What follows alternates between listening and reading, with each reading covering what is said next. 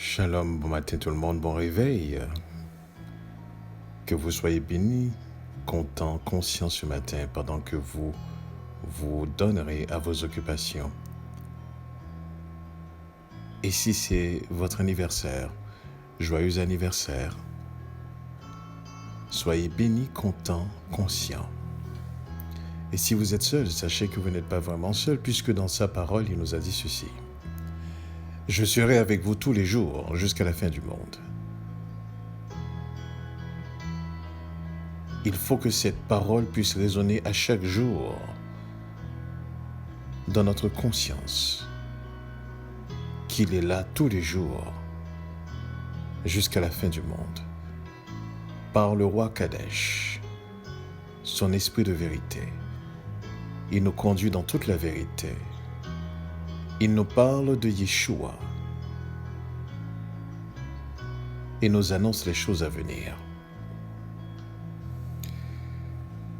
La question à se poser maintenant, c'est à quel point en sommes-nous conscients de cette présence?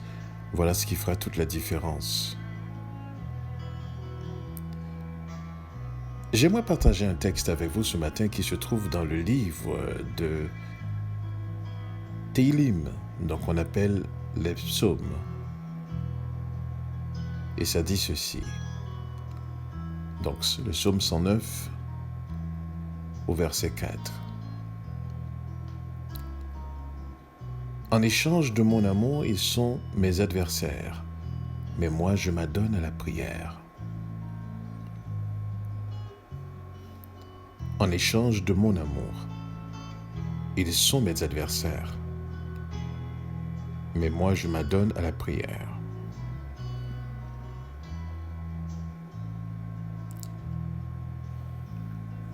Voici un verset, lorsqu'on lit le psaume 109, on comprend que le psalmiste, David, invoquait carrément les personnes, en fait, faisait référence aux personnes qui le détestaient, qui le haïssaient.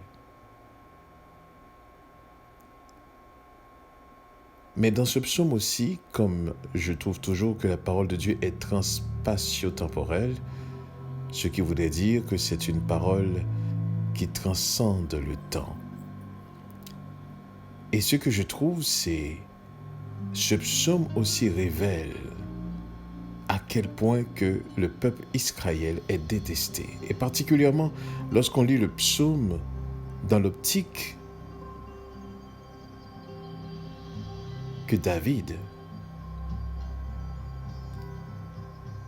est une personne, effectivement un roi, faisant partie d'Israël. Pour vous mettre dans le contexte, le psaume commence à dire « Car la bouche du méchant et la bouche remplie de fraude se sont ouvertes contre moi. Ils parlent contre moi avec une langue mensongère. Ils m'entourent de paroles pleines de haine et ils me font la guerre sans cause. » Exactement ce qui s'est passé avec ce peuple. En échange de mon amour, ils sont mes adversaires, mais moi je m'adonne à la prière. Encore là, ce qui prouve ce peuple en question n'a pas été éduqué pour haïr, mais pour aimer. Pas pour détester, mais pour prier.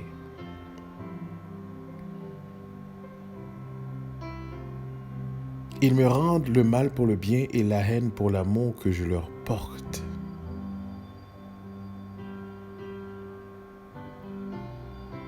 Donc comprenez bien que c'est ce qui fait la différence entre ce peuple et les autres peuples.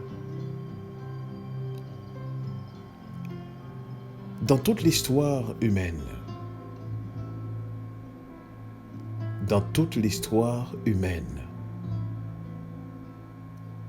c'est rare que vous allez entendre des histoires en termes de guerre,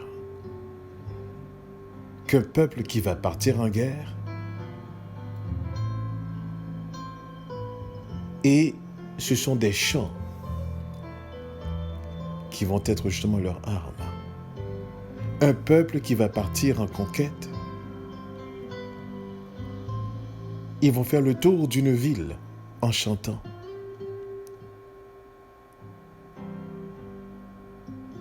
J'aimerais que si quelqu'un puisse être en mesure de pouvoir trouver l'histoire des peuples, d'un peuple qui sans armes est capable de défaire son ennemi.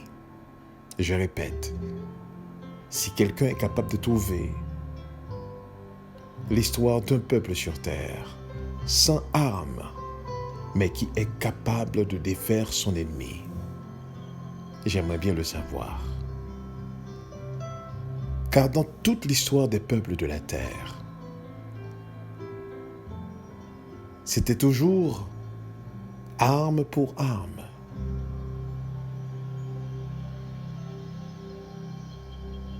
Mais par conséquent, au fur et à mesure que Israël devenait une nation, au fur et à mesure que Israël, en tant que nation, grandissait, Elohim démontrait qu'il prenait place et que ce peuple n'avait rien à craindre. C'est lui qui était le rempart, celui qui défendait, celui qui rétribuait, pardon, celui qui rétribuait. Donc, quelque part, voilà ce qui fait de sorte que ce peuple est différent, ce peuple est à part. Et ce psaume 109 nous prouve cela. Lorsque le psalmiste dit très clairement, « En échange de mon amour, ils sont mes adversaires. Fais-moi, mais moi, je m'adonne à la prière. » Et aujourd'hui, nous pouvons constater, et si quelqu'un encore est capable de me le prouver, me faire voir différemment, qu'on le fasse. Mais encore aujourd'hui, après tant de souffrances, après l'esclavage, dans lequel que nous sommes encore, mais dans une autre forme, c'est-à-dire nous sommes encore sur la terre captive, sur la terre de captivité en quelque sorte.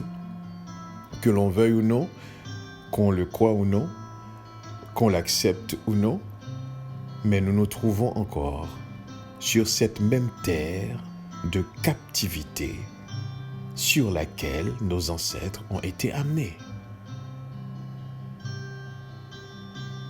Voilà la vérité, voici la réalité.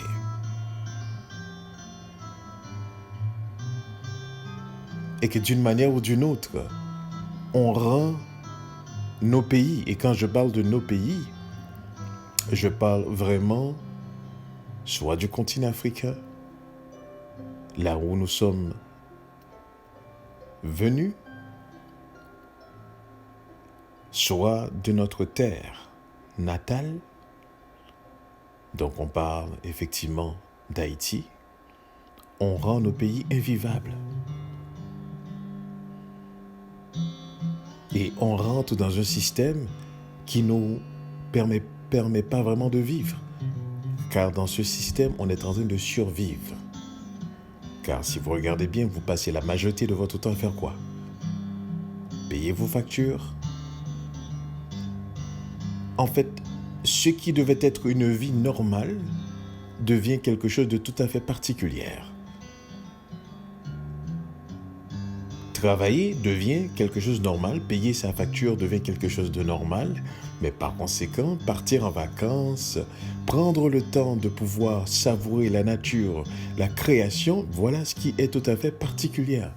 Ça, c'est quelque chose que vous devriez faire seulement lorsque vous êtes en vacances. Voyez-vous, la norme dans ce système, c'est de travailler. C'est de répondre justement aux besoins créés.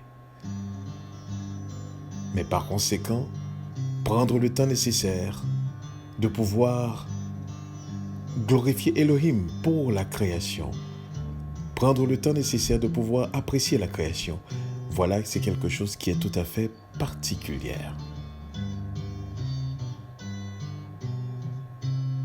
Donc, jusqu'à aujourd'hui,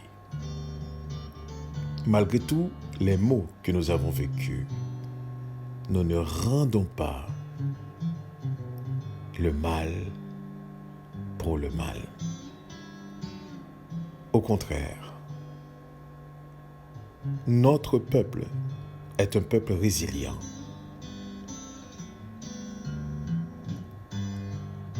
Je n'ai jamais entendu qu'un être sortant de nous a fait sauter soit le Parlement d'ici, soit la Maison Blanche, ou s'est suicidé en se faisant exploser par rapport aux souffrances qu'on a vécues, par rapport à notre situation. Je n'ai jamais entendu cela. Au contraire, on essaye de vivre, on essaye de s'organiser. Mais c'est dommage que nous n'avons pas compris. Et je le répète encore. Nous sommes un peuple qui est fait pour représenter Elohim. Il est notre force, notre énergie, notre puissance, notre guide. Il est notre tout. Et nous ne pouvons avoir de signification. Nous ne pouvons être définis en dehors de lui. Car nous sommes son peuple, le troupeau de son pâturage. C'est l'une des raisons pour laquelle la délivrance d'Israël d'abord est la réconciliation avec Elohim. Et Yeshua nous a donné tous les moyens nécessaires pour comprendre cela. Disait-il lui-même, je n'étais envoyé qu'envers les brebis perdues d'Israël. C'est l'une des raisons pour laquelle le langage dont il parle, c'est le peuple d'Israël qui est capable aussi de le comprendre. Et bien sûr, à tous ceux qui reçoivent le roi Kodesh pour pouvoir saisir cette vérité.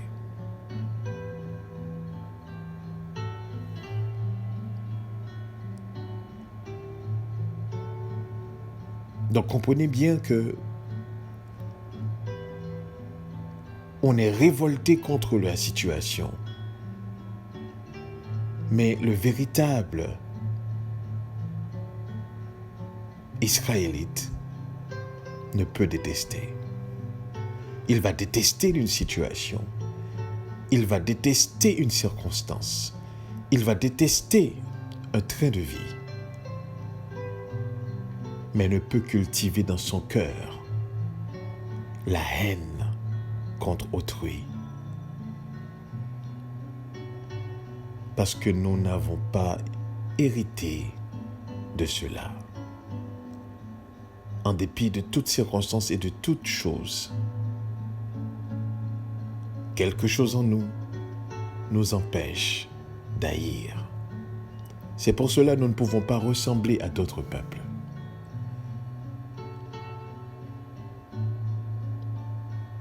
Et si vous en doutez encore, vous n'avez simplement qu'à vous plonger dans l'histoire et voir que nos descendants, nos ancêtres, dis-je, n'ont jamais entrepris de haine, en quelque sorte.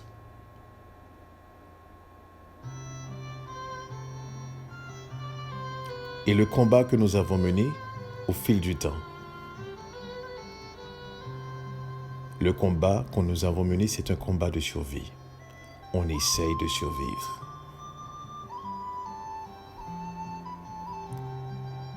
Et ce psaume 109 me démontre que, oui, c'est quelque chose qui est ancestral.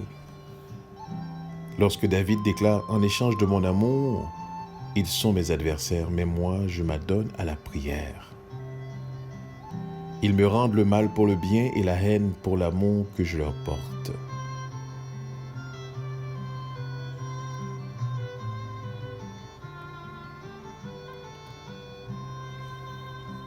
Il y a beaucoup de choses que nous devons comprendre, nous devons découvrir sur notre origine.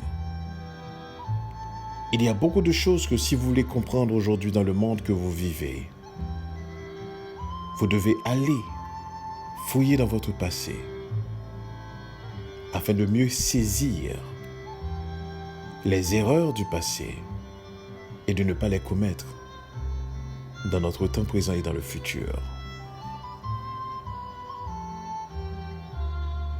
Je ne sais pas si vous apprenez à prier, mais encore là, pour prier, il faut savoir qui on prie. Il faut savoir qui on prie. Car si vous priez et vous ne savez pas qui vous priez, votre prière est vaine. Votre prière est inutile. Voilà pourquoi Yeshua nous apprend ceci. Quand vous priez, vous devez le faire. Quand vous adorez, vous devez le faire. 1. En esprit. Donc, il faut un renouveau pour que cette adoration, cette prière soit vraie. Deuxièmement, en vérité. Donc, il faut un guide pour que cette prière soit accordée, soit vraie. Donc, on prie en esprit parce que notre esprit est renouvelé, donc né de nouveau. Et en vérité. Et la vérité, c'est quelque chose que nous connaissons, par laquelle nous sommes affranchis. Donc, on sait qui on prie. Si ce n'est pas dans cette atmosphère, dans cette réalité que nos prières sont faites, les prières, peu importe la prière, peu importe les prières qu'on fait, elles sont vaines. Vous ne pouvez pas prier qui vous ne connaissez pas. Et vous ne pouvez pas prier si votre esprit n'est pas renouvelé, régénéré.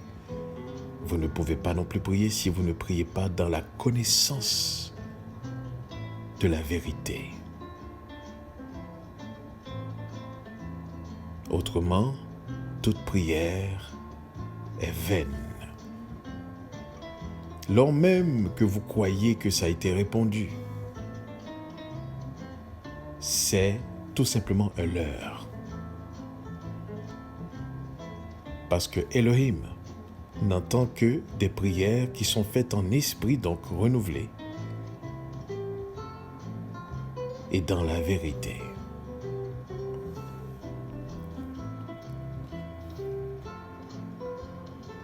Comprenez bien ceci.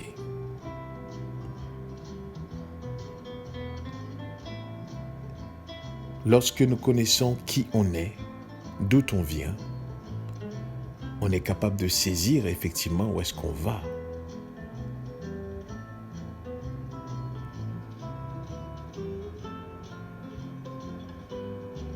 Donc je me pose la question ce matin, êtes-vous conscient de qui vous êtes? Êtes-vous conscient de votre histoire?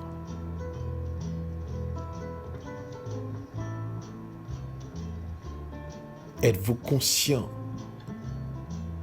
à qui vous appartenez? Et hier, on partageait ensemble que Elohim nous disait dans le livre, je crois d'Ézéchiel, le chapitre 20, il disait, nous avons un rêve,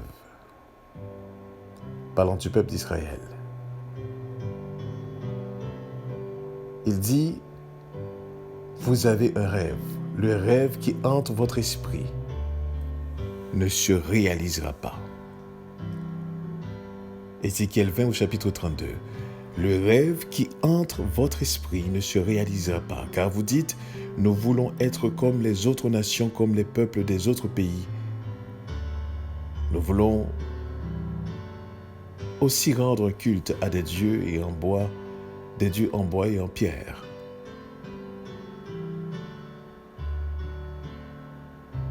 En un mot, nous voulons ressembler aux autres nations et imiter ce qu'ils font.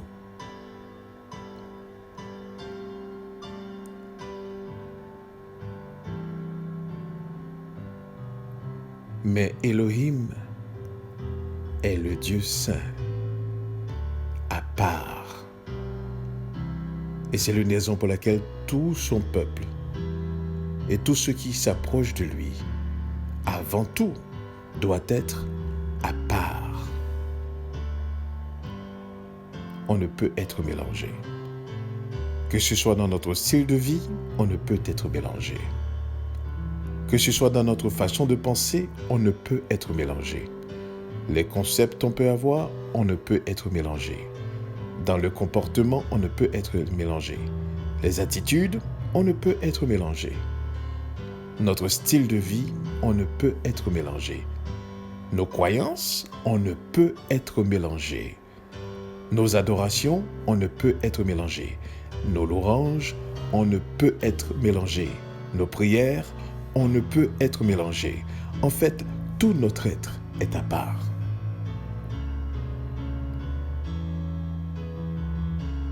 Parce que nous sommes un peuple à part. Et c'est lorsque vous allez commencer à comprendre cela que vous allez voir automatiquement, vous avez ce besoin qui se crée en vous de vous séparer de tout ce qui n'est pas à part. Et vous allez sentir aussi le besoin, lorsque vous voulez rapprocher d'Elohim, que vous devez être à part.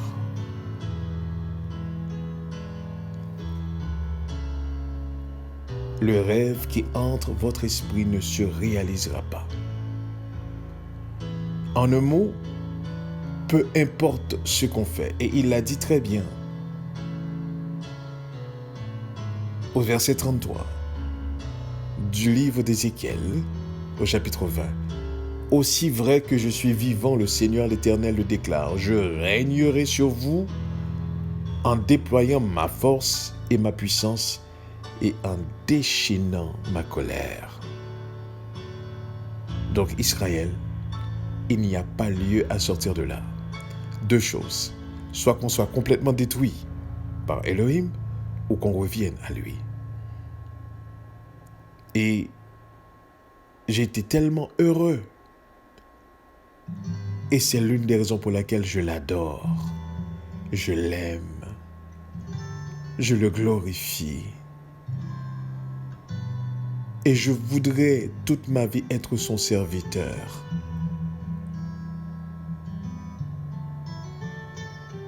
Parce que c'est un Dieu de compassion, c'est un Dieu de miséricorde. Qu'il ne nous traite pas selon nos iniquités, selon nos péchés. Mais il nous traite selon sa bonté. Il dit, mais regardez, j'ai fait alliance à vos ancêtres et je vais honorer cette alliance. Je vous ferai retourner, mais pas en fonction de vous-même. Mais pas pour vous-même. Je vous ferai retourner, pas parce que vous avez bien agi, pas parce que vous m'avez connu, mais parce que moi, j'ai fait cette promesse. et il honore sa parole. Voilà notre garantie. Voilà notre sûreté. Voilà notre certitude. La parole d'Élohim, la promesse d'Élohim, l'alliance d'Élohim. C'est la seule garantie que nous avons.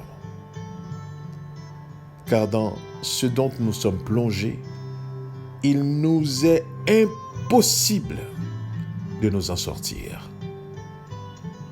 Impossible de retrouver nos traces. Impossible de retourner où est-ce que nous venons, où est-ce que nos ancêtres ont vécu. Impossible d'honorer cette alliance. Nous sommes ceux-là qui ont failli dans cette alliance avec Elohim. Mais lui n'a jamais failli, jamais failli une seconde dans cette alliance. Génération après génération, génération après génération, il honore cette alliance. Fût-ce dans sa colère, il honore cette alliance. Parce que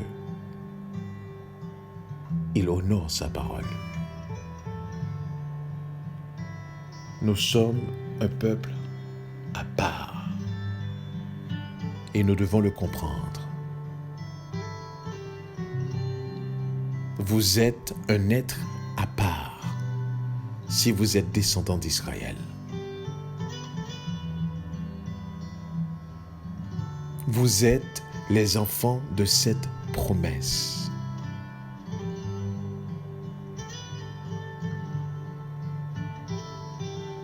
Vous n'avez pas besoin de faire quoi que ce soit. Vous n'avez pas besoin de croire dans quoi que ce soit. Ça dépasse votre entendement. Vous appartenez à un peuple, et parce que vous appartenez à un peuple, il y a aussi ce besoin d'être à part. Et parce que vous appartenez à un peuple, si vous voulez ne pas le reconnaître, il a dit Elohim, il vous fera sortir quand même. Mais vous n'entrerez pas dans son pays. Voyez-vous la différence? D'où la nécessité de reconnaître et d'embrasser son destin.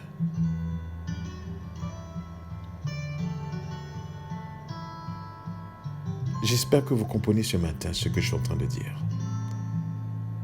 Et que vous prenez le temps nécessaire, au lieu tout le temps de vous concentrer sur vos factures, sur vos besoins, que vous preniez le temps nécessaire de fouiller, d'étudier, d'observer, de rechercher, afin de mieux saisir. Arrêtez de vivre dans l'illusion. Arrêtez de vivre dans cette forme religieuse dans laquelle nous avons été plongés. Mais embrassons effectivement cette possibilité qui nous est donnée à être réveillés et à être réconciliés avec le Dieu de nos ancêtres, Elohim.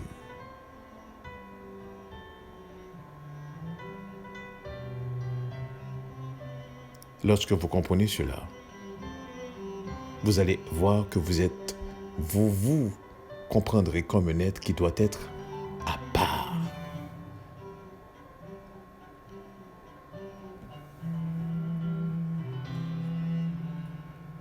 En échange de mon amour, ils sont mes adversaires, mais moi, je m'adonne à la prière. Que le Seigneur nous bénisse ce matin à comprendre cette parole. Et nous, Restons conscients de sa présence. Amen.